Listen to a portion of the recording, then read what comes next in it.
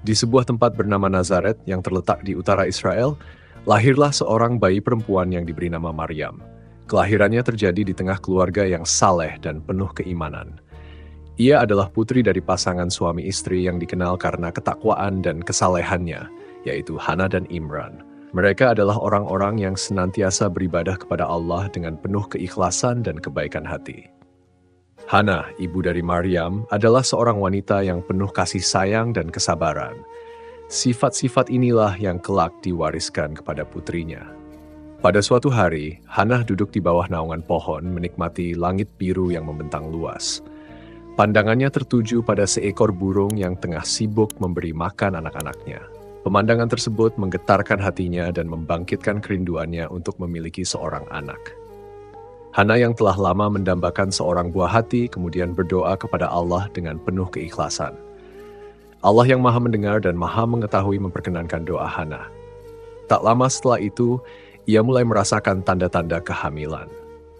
Kabar ini menjadi anugerah yang luar biasa bagi Hana dan suaminya, Imran. Mereka bersyukur atas karunia ini dan berjanji akan mendidik anak mereka dengan sebaik-baiknya. Namun, Hana tidak hanya bersyukur, ia juga membuat sebuah nazar kepada Allah. Ia berjanji bahwa jika diberikan seorang anak, maka anak tersebut akan dipersembahkan sepenuhnya untuk beribadah dan berkhidmat kepada Allah. Ketika saat kelahiran tiba, Hana melahirkan seorang bayi perempuan.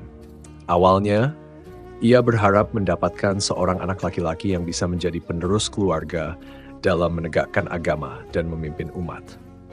Namun, Allah telah menetapkan rencananya yang lebih mulia.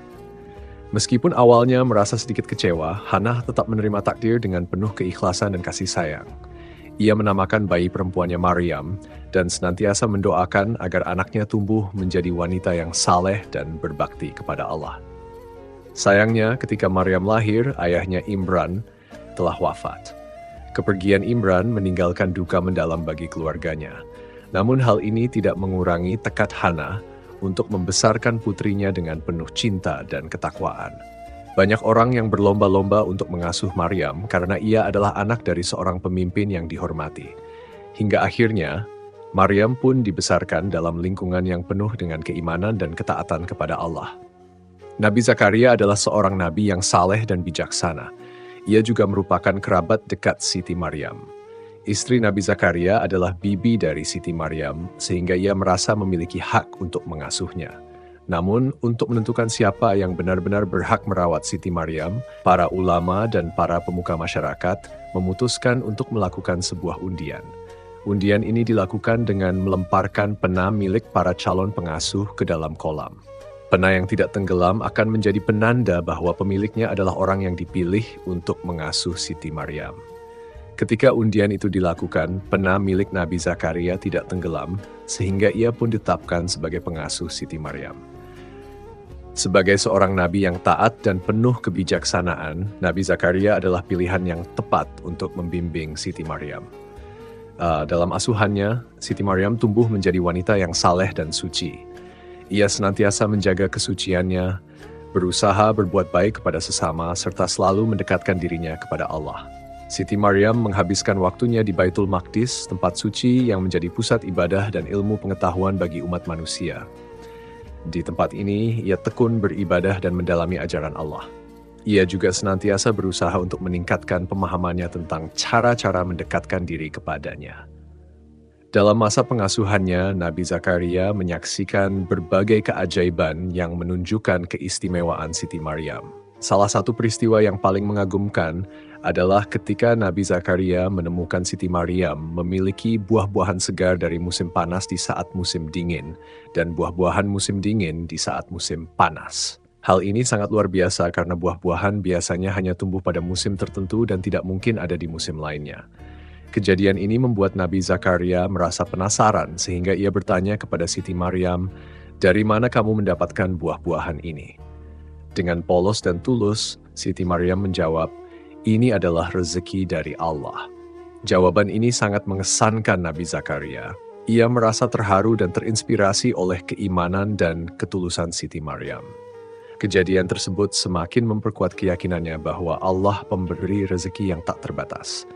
Allah dapat memberikan rezeki kepada siapa saja, kapan saja, dan di mana saja tanpa terikat oleh hukum alam.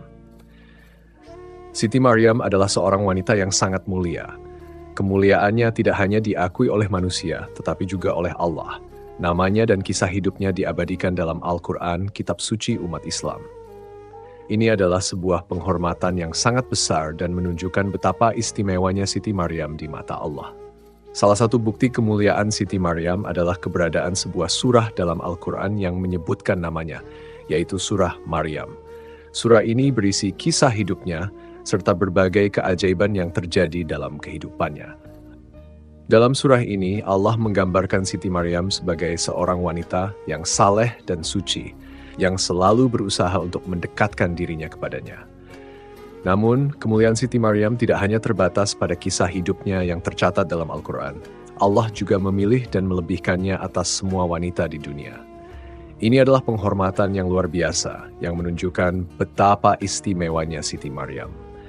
Allah memilihnya karena kesalehannya, ketakwaannya, dan kesuciannya. Ia adalah seorang wanita yang selalu berusaha melakukan yang terbaik dalam hidupnya, serta beribadah kepada Allah dengan penuh keikhlasan.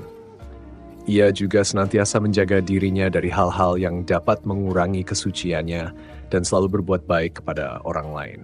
Siti Maryam berasal dari keluarga yang bersih dan baik di kalangan Bani Israel. Keluarganya dikenal karena kebajikan dan kebaikannya. Dari keluarga yang penuh dengan keimanan, inilah lahir seorang wanita suci yang dipilih oleh Allah untuk menjadi ibu dari seorang nabi besar, yaitu Nabi Isa. Mereka adalah orang-orang yang saleh, yang selalu berusaha melakukan yang terbaik dalam hidup mereka dan beribadah kepada Allah dengan tulus. Siti Maryam dibesarkan dalam lingkungan yang penuh dengan keimanan. Sejak kecil, ia diajarkan untuk selalu menjaga kesuciannya, berbuat baik kepada sesama, dan mengabdikan diri kepada Allah. Nilai-nilai ini ia bawa sepanjang hidupnya. Seiring berjalannya waktu, Siti Maryam tumbuh menjadi seorang wanita yang saleh dan suci. Ia dikenal sebagai ahli ibadah yang selalu berusaha mendekatkan diri kepada Allah dengan doa dan penghambaan yang tulus. Ia juga berkomitmen untuk menjaga kesuciannya dan terus berbuat baik kepada orang lain. Dalam keinginannya untuk semakin dekat dengan Allah, ia memilih untuk tidak menikah dan mencurahkan seluruh hidupnya untuk beribadah. Ini adalah keputusan besar yang menunjukkan keteguhan imannya serta kecintaannya kepada Allah. Pada suatu hari yang tenang, kehidupannya berubah secara drastis. Malaikat Jibril, utusan Allah, datang kepadanya membawa berita yang amat luar biasa. Berita ini bukan hanya akan mengubah hidup Siti Maryam, tetapi juga sejarah umat manusia selamanya. Malaikat Jibril hadir dengan wajah yang bersinar dan aura yang menenangkan. Dengan penuh kelembutan, ia menyampaikan bahwa Siti Maryam akan mengandung seorang anak laki-laki. Berita ini mengejutkan Siti Maryam. Ia merasa bingung dan tidak dapat memahami bagaimana hal itu bisa terjadi, sebab ia adalah seorang wanita suci yang belum pernah disentuh oleh seorang pria. Dengan penuh keheranan, ia bertanya bagaimana mungkin ia bisa mengandung tanpa adanya suami. Malaikat Jibril menjawab dengan penuh ketenangan bahwa ini adalah kehendak Allah. Allah Maha Kuasa dan mampu melakukan segala sesuatu yang dikehendakinya. Tidak ada yang mustahil baginya, termasuk memberikan seorang anak kepada seorang wanita yang belum pernah bersuami. Mendengar penjelasan itu, Siti Maryam akhirnya menerima takdir tersebut dengan penuh kepasrahan. Malaikat Jibril kemudian meniupkan ruh ke dalam baju kurung Siti Maryam. Tiupan ini bukanlah tiupan biasa, melainkan tiupan yang membawa ruh dari Allah. Dengan izinnya, ruh tersebut masuk ke dalam tubuhnya dan ia pun mengandung seorang anak. Kehamilan Siti Maryam berlangsung sebagaimana kehamilan wanita pada umumnya. Ia mengalami perubahan fisik dan emosional selama masa mengandung. Namun, keadaannya jauh berbeda karena ia hamil tanpa pernah disentuh oleh seorang pria. Meskipun begitu, ia tetap menjaga kesuciannya, beribadah dengan tulus, dan menjalani hidupnya dengan kesabaran yang luar biasa. Namun, cobaan besar menantinya.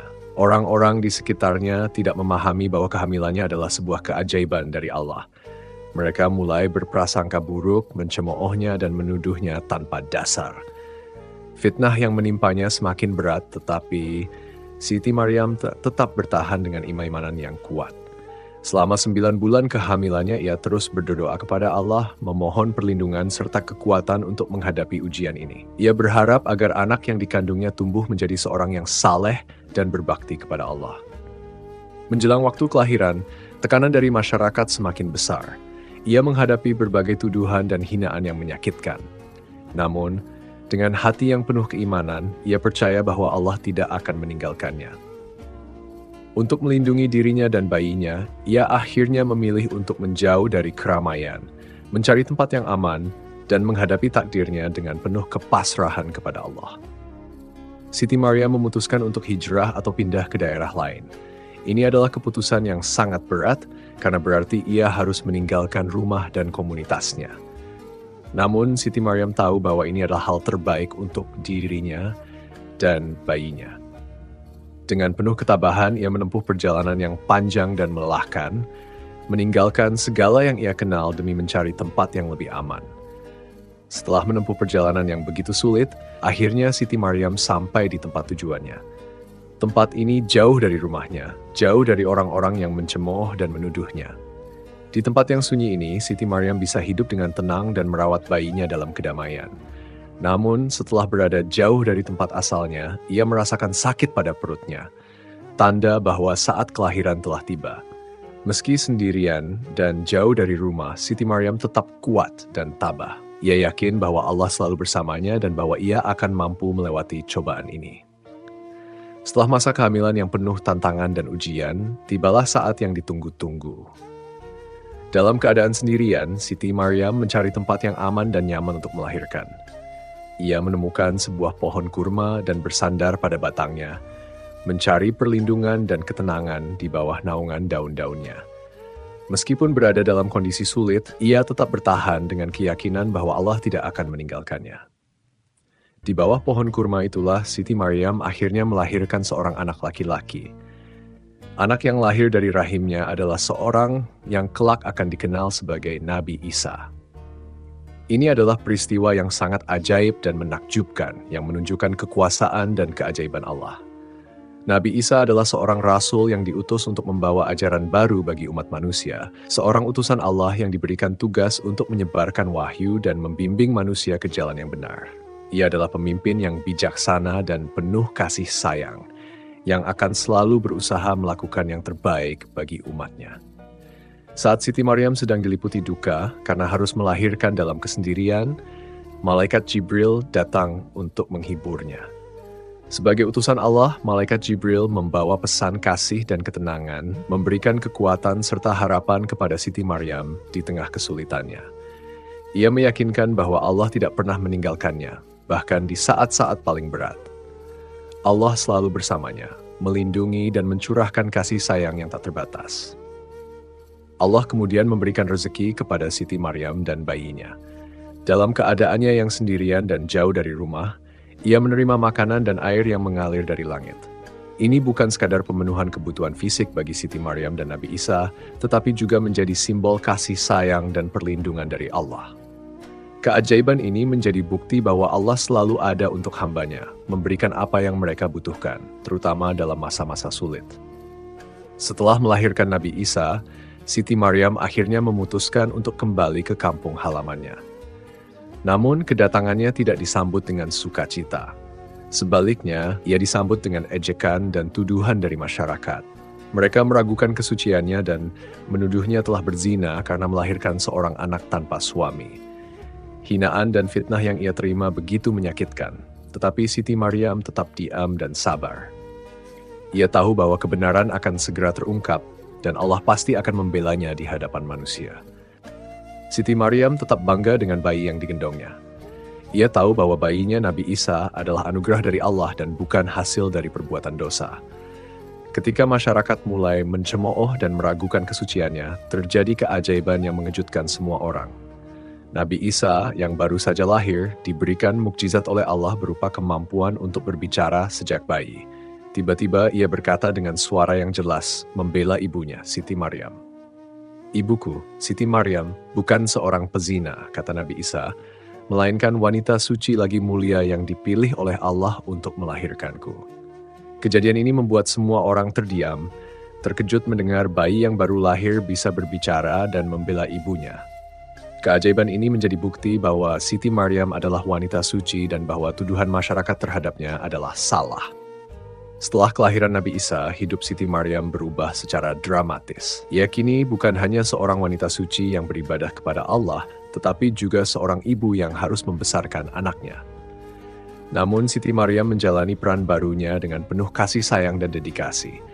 Ia terus beribadah kepada Allah, memohon petunjuk dan perlindungannya dalam membesarkan Nabi Isa. Siti Maryam mengajarkan Nabi Isa tentang ajaran-ajaran Allah, membimbingnya untuk menjadi rasul yang saleh. Ia mengajarkan Nabi Isa tentang kebaikan, kesalehan, dan kasih sayang kepada sesama. Siti Maryam membesarkan Nabi Isa dengan penuh kasih sayang. Ia selalu ada untuknya, memberikan dukungan dan bimbingan yang ia butuhkan. Ia mengajarkan Nabi Isa tentang nilai-nilai kehidupan, tentang pentingnya berbuat baik kepada orang lain, dan tentang pentingnya beribadah kepada Allah. Meski memiliki tanggung jawab besar sebagai ibu Nabi Isa, Siti Maryam tidak pernah melupakan kewajibannya untuk beribadah kepada Allah. Ia selalu menyempatkan waktu untuk berdoa dan beribadah, memohon petunjuk dan perlindungan Allah. Selain itu, Siti Maryam juga memastikan bahwa Nabi Isa tumbuh menjadi seorang yang saleh dan berbakti kepada Allah.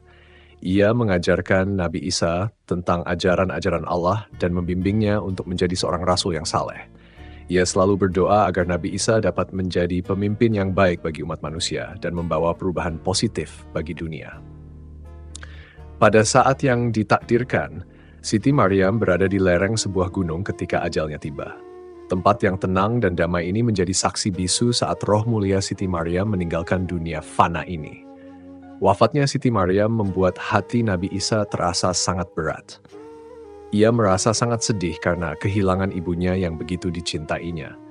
Dalam kesedihannya, Nabi Isa mencoba meminta bantuan kaum Bani Israel untuk mengurus jenazah ibunya. Namun, tidak seorang pun dari mereka yang bersedia membantu. Dengan rasa kehilangan yang tak terhingga, Nabi Isa pun diberi pertolongan oleh malaikat Jibril dan beberapa malaikat lainnya.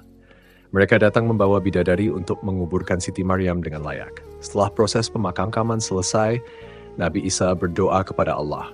Ia memohon agar Siti Maryam dapat berbicara kepadanya. Allah dalam kemurahannya mengabulkan doa Nabi Isa. Dari alam kubur, Siti Maryam berbicara kepada Nabi Isa. Ia memberitahunya bahwa tempat pembaringannya adalah tempat yang baik dan bahwa ia telah diterima oleh Allah dengan rela. Siti Maryam wafat dalam keadaan suci dan mulia.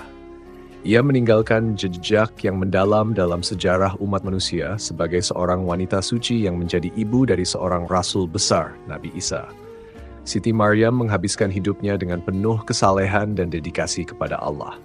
Ia selalu menjaga kesuciannya dan beribadah kepada Allah dengan tulus. Ia juga membesarkan Nabi Isa dengan penuh kasih sayang, mengajarkan ajaran-ajaran Allah, dan membimbingnya untuk menjadi rasul yang saleh. Ketika tiba saatnya untuk meninggalkan dunia ini, Siti Maryam telah melaksanakan tugasnya dengan sempurna dan meninggalkan dunia dengan penuh keberkahan. Ketika Siti Maryam wafat, dunia seakan berhenti sejenak. Kepergiannya meninggalkan kesedihan yang mendalam, tidak hanya di kalangan umat manusia, tetapi juga di kalangan para malaikat. Mereka yang telah mengawasi hidupnya, yang menyaksikan ketulusan ibadahnya, dan yang mendengarkan doanya setiap waktu, merasakan kehilangan yang besar. Malaikat Jibril, yang selama ini menjadi utusan Allah untuknya, merasa begitu terpukul dengan kepergian Siti Maryam. Di langit, para malaikat menangis untuknya. Mereka menangisi seorang hamba Allah yang begitu mulia, yang telah menghabiskan hidupnya dengan kesucian, yang telah menjaga diri dan mengabdi dengan sepenuh hati. Tangisan mereka bukan hanya karena Siti Maryam meninggalkan dunia, tetapi karena ia adalah wanita yang begitu dicintai Allah, yang wafat dalam keadaan suci dan dalam keadaan penuh dengan keimanan. Malaikat Jibril dengan hati yang penuh keharuan memohon kepada Allah agar memberikan tempat terbaik bagi Siti Maryam. Ia tahu bahwa wanita mulia ini telah menjalani kehidupan yang penuh dengan ujian, ketabahan, dan kesalehan. Allah dalam rahmat dan kasih sayangnya menerima Siti Maryam dengan penuh keridaan. Malaikat Jibril bersama para malaikat lainnya menyertai proses pemakaman Siti Maryam, mengantarkan jenazahnya dengan penuh penghormatan. Setelah pemakaman selesai, para malaikat terus mengelilingi tempat peristirahatan terakhirnya, berdoa untuk Siti Maryam, dan memohon agar Allah memberinya tempat yang terbaik di sisinya. Mereka tahu bahwa meskipun tubuhnya telah tiada, jiwa suci Siti Maryam tetap berada dalam perlindungan dan kasih sayang Allah. Kepergiannya adalah tanda bahwa setiap hamba yang hidup dalam kesalehan dan ketaatan kepada Allah akan mendapat balasan terbaik darinya. Di alam kubur, Siti Maryam merasakan kedamaian yang tiada tara. Allah, dengan rahmat-Nya yang luas, memberikan tempat terbaik untuknya, dan tempat pembaringannya menjadi saksi bahwa ia telah diterima dengan sepenuh hati oleh Sang Pencipta. Meski dunia ini kehilangan sosok suci yang begitu mulia, Siti Maryam tetap hidup dalam kenangan yang abadi. Kisahnya akan terus dikenang, tidak hanya sebagai seorang ibu yang melahirkan Nabi Isa, tetapi juga sebagai seorang wanita yang mengajarkan dunia tentang kesalehan, ketulusan, dan pengabdian yang tulus kepada Allah. Dengan berlalunya waktu, meski tak ada lagi yang bisa melihatnya, kehadiran Siti Maryam tetap terasa di hati umat manusia. Para malaikat yang menangis sebagai saksi kesucian dan kebaikan Siti Maryam mengingatkan kita bahwa hidup yang penuh dengan pengabdian dan kasih sayang kepada Allah akan selalu dihargai, baik di dunia maupun di akhirat. Demikianlah kisah hidup Siti Maryam, seorang wanita yang dimuliakan Allah, yang telah melalui perjalanan hidup penuh kesabaran, ketulusan, dan pengabdian.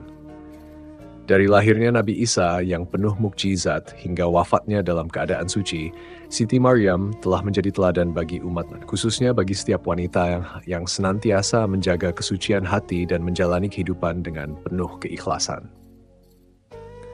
Kisahnya mengajarkan kita betapa pentingnya keimanan, ketabahan, dan ketulusan dalam menjalani setia yang diberikan oleh Allah.